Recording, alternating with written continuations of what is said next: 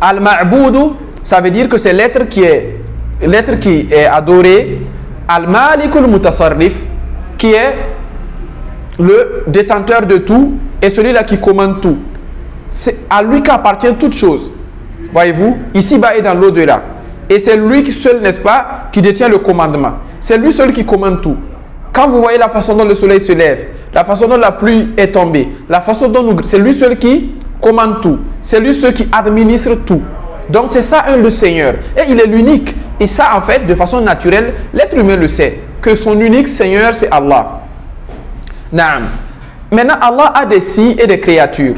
On vous demande, quelle est la plus grande des choses? Ma akbaru ma nara min makhluqatihi. Quelle est la plus grande des choses que nous voyons parmi ces créatures? C'est le ciel et la terre. Ils sont gigantesques. Ma bi ayyi shay'in na'am ta'rifu rabbaka bi ayatihi wa makhluqatihi. Na'am ma a'zamu ma tara min ayati Allah. Et quelle est la plus grande des choses que nous voyons parmi les signes d'Allah? Il y a quoi? Il y a, n'est-ce pas, le soleil et non, la nuit, n'est-ce pas, et le jour qui se changent. Et ça se change sous nos yeux. Et ce changement-là, comment pouvons-nous ne pas nous poser la question, quel est l'être qui fait ce changement tous les jours? Alors que nous savons que ça n'agit pas tout seul. Ça n'agit pas d'elle-même. Hein? Ces éléments qui changent là, la nuit, le jour, n'agissent pas d'eux-mêmes. Maintenant, on nous demande quel est le sens d'Allah. Allah, n'est-ce pas, c'est l'être qui, dhul uluhiyati, qui est le détenteur seul du droit à l'adoration. Wal uluhiyya wal ubudiyya. Ala khalqihi ajma'in, sur toutes ces créatures. Il est l'unique qui détient ce droit-là. C'est ça Allah. Pour cela qu'au niveau de l'adoration, Allah ne s'amuse pas. Si tu as adoré un autre être en plus d'Allah, du coup en réalité tu as pris le chemin de l'enfer. Sur ça, on reviendra, Inch'Allah, sur ça dans le Coran, quand on va entamer les éléments du shirk, bi'idhnillah. Alors donc, nous devons savoir que sur l'adoration, Allah est l'unique qui mérite l'adoration. Bon, il nous a créé aussi pour qu'on l'adore. L'objectif de la création, c'est pour que nous puissions l'adorer. Alors donc, ma awwalu shay'in faradahu Allahu alayka. Quelle est la première des choses qu'Allah a rendu obligatoire sur toi? Awwalu shay'in, la première des choses faradahu Allahu, qu'Allah a rendu obligatoire. Al-kufru, c'est de mécroire bit-taghuti. Au quoi? Au taghut. Taghut, c'est tout ce qui est adoré en dehors d'Allah. Tous ceux qui se prennent, le taghut là, c'est l'élément qui est pris comme acte sujet d'adoration. Ce que les gens prennent comme que ce soit un être humain ou autre qu'un être humain, que les gens adorent, alors il devient un taghut. Donc tu ne dois pas croire en rien de tout cela. Nous ne devons pas croire aux ancêtres. Il y a ceux qu'on appelle les kamites, ou bien je ne sais pas comment on prononce leur nom, qui veulent que dans ce monde-là, chacun s'accroche à sa culture. Subhanallah. Et non que chacun s'accroche à sa culture dans le sens que pratiquons ça comme notre religion. Non, ce n'est pas vrai. Allah a fait que il n'y a qu'une seule religion qui va nous mener au paradis. Il n'y a qu'une seule religion qui va nous mener au paradis, et c'est la croyance au la ilaha illallah, c'est l'islam. Et on ne doit pas vivre, n'est-ce pas, sur autre chose que l'islam. Si dans nos coutumes, dans nos traditions, il y a des choses qui ne contredisent pas l'islam, nous pratiquons. S'il y a et tout ce qu'ils ont comme parole, comme acte, comme croyance qui contredit l'islam, on ne suit pas cette religion. On ne les suit pas. Naam. Mais quant à ceux qui appellent à s'accrocher aux ancêtres et à la voie des ancêtres tracés, que parce que nous sommes nés trouvés, on ne peut pas suivre un chemin juste parce qu'on est né trouvé. Parce que ceux qui ont établi ces règles-là, ce sont des hommes aussi. Alors que l'islam, ce ne sont pas des hommes qui l'ont établi, c'est Allah lui-même qui a révélé cela bi'idhnillah au prophète Mohammed sallallahu alayhi wa sallam. Alors que les ancêtres, c'est juste des gens qui ont imaginé ce qu'ils ont imaginé en fonction de leur réalité. Ils peuvent dire des choses qui sont vraies, comme ils peuvent dire des choses qui ne sont pas vraies. Et ils ont dit des réalités, n'est-ce pas, qui ne sont pas vraies. Donc ce qu'ils disent qui n'est pas contradictoire, des sciences qu'ils donnent qui ne sont pas contradictoires à l'islam, nous pratiquons, nous prenons. Les conseils d'ailleurs souvent qu'ils donnent, qui sont conformes même à ce que l'islam dit, alors nous pratiquons cela parce que c'est déjà ce que notre religion nous enseigne. Mais quant à tout ce qu'ils disent de croyance, de foi, qui est contraire totalement à ce que l'islam dit, alors nous devons nous éloigner, nous devons nous éloigner, nous devons nous éloigner. Naam. Aïwa. Donc c'est, bi'idnillah, ce qu'il y avait à dire, n'est-ce pas, par rapport à ça. Naam. Donc c'est ça, on doit croire au Taghut et croire en Allah. Et c'est ça le verset de la sourate Baqara. فَمَنْ يَكْفُرْ بِالطَّاغُوتِ وَيُؤْمِنْ بِاللَّهِ فَقَدِ اسْتَمْسَكَ بِالْعُرْوَةِ الْوُثْقَى. Donc celui-là qui va croire au Taghut et croire en Allah, il s'est accroché à la lance la plus solide. Mais lance la plus solide là, c'est quoi? C'est ça qui est la ilaha illallah. La ilaha illallah, c'est quoi? C'est qu'il n'y a aucune divinité, aucun être n'a le droit d'être adoré si ce n'est que qui? Allah. Maintenant, aujourd'hui, nous allons diviser le mot en deux pour mieux le comprendre. Parce que le la ilaha illallah est divisé en deux parties. La partie est, on dit que ce sont les piliers du la ilaha illallah. Arkanu la ilaha illallah.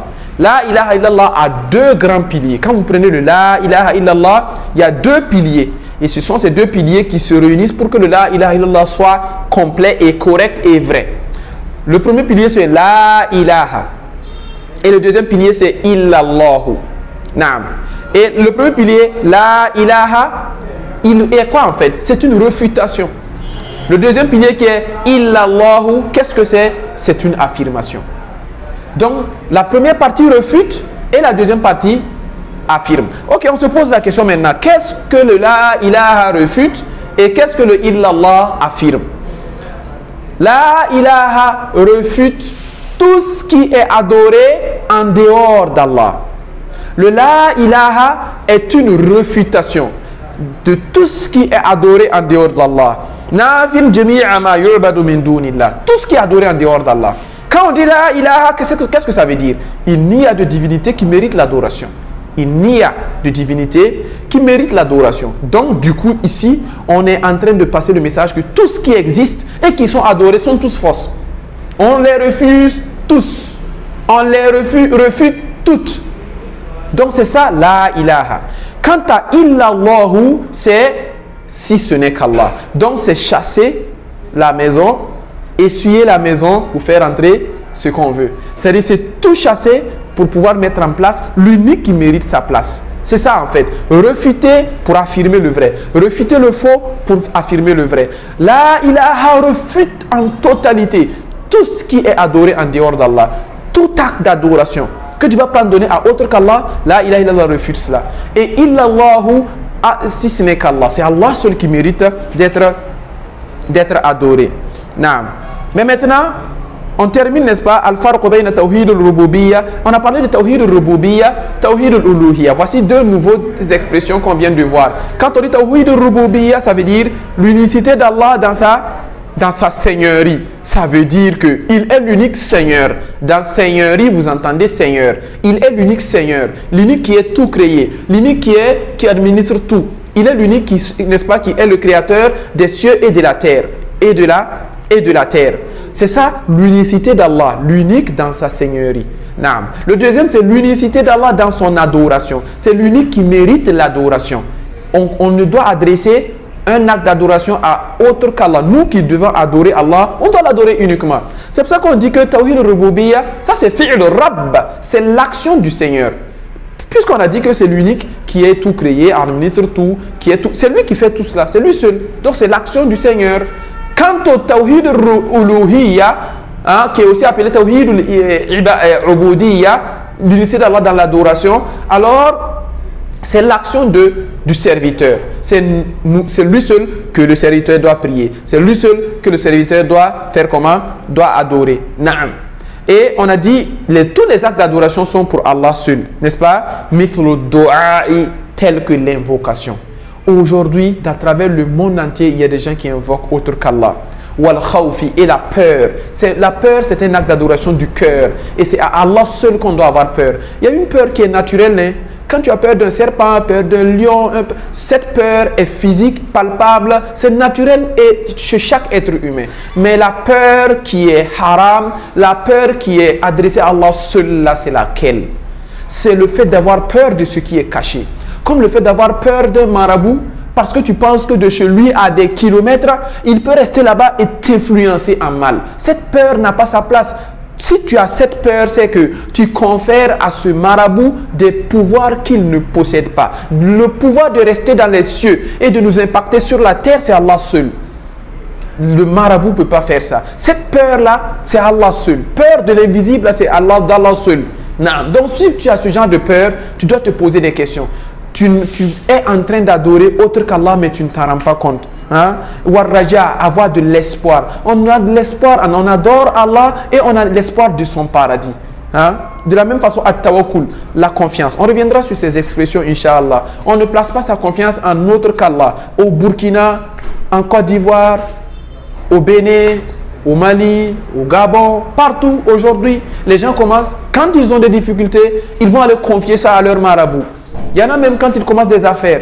Pour que ces affaires marchent, c'est au marabout qu'il va aller écouter. Le marabout va lui dire, si tu veux que tes affaires marchent là, voici les rites que tu vas faire. Ce sont des gens qui commettent le shirk. Ils sont sortis du la ilaha illallah. Ils ont préféré confier leur avenir au marabout au lieu de le confier à celui-là qui va me faire cet avenir-là, qui est Allah. Donc voici ce qu'on pouvait dire bi'idhnillah sur cela. On demande à Allah de faciliter la compréhension pour chacun de nous. On demande à Allah de faire que, en tout cas, nous donnons l'information à tous les frères. Les termes que nous avons employés, vous devez tout faire pour connaître chaque terme et sa définition. C'est ça le fait de bien retenir bi'idhnillah ce livre. Donc on va s'arrêter ici. Subhanakallahumma wa bihamdika. Nashhadu an la ilaha illa anta. Nastaghfiruka wa natubu ilayk. Assalamu alaikum wa rahmatullahi wa barakatuhu.